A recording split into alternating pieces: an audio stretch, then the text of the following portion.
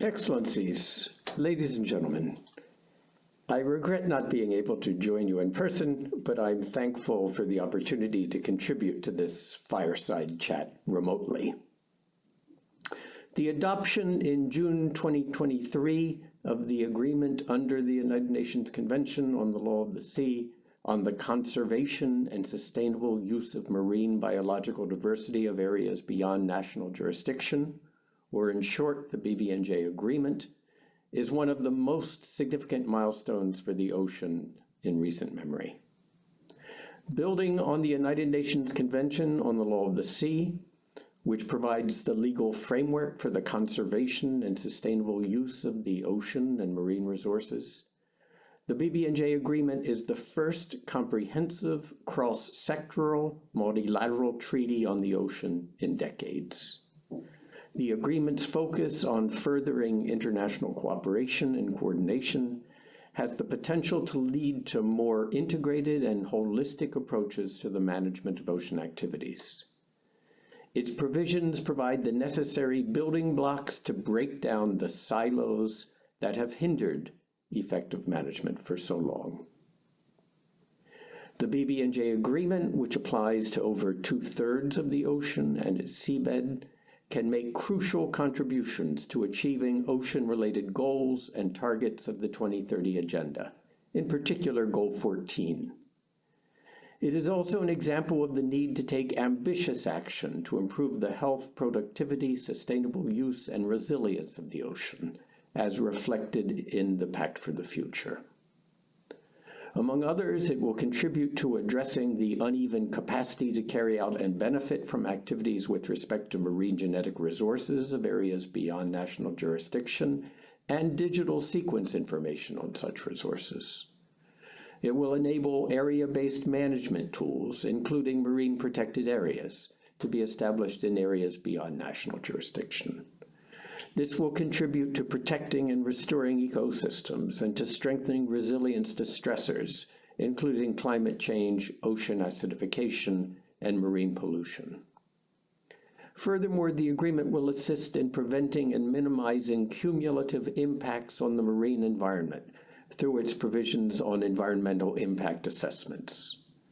It will also address the uneven capacity of states to participate fully and effectively in activities of areas beyond national jurisdiction, including activities related to the protection and preservation of the marine environment through capacity building and the transfer of marine technology.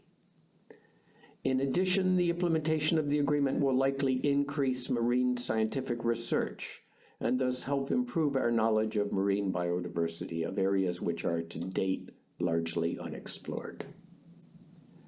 Several of the agreement's provisions also support inclusive management, for example, those related to the participation of indigenous peoples and local communities, on gender responsiveness of capacity building, and on gender balance and equitable geographic representation in the composition of the bodies established under the agreement. This relates to the social aspect of sustainable development and the attainment of Sustainable Development Goals 5 and 10. Excellencies, ladies and gentlemen, to date, 105 states and the European Union have signed the agreement, with 15 states having also ratified it. The agreement will enter into force 120 days after the date of the deposit of the 60th instrument of ratification, acceptance, approval, or accession. The first meeting of the Conference of the Parties to the agreement will be convened by the UN Secretary General no later than 1 year after the agreement enters into force. To prepare for the entry into force of the agreement and the convening of the first meeting of the Conference of the Parties to the agreement, the UN General Assembly has established a preparatory commission, which will meet twice in 2025 and for at least one session in 2026.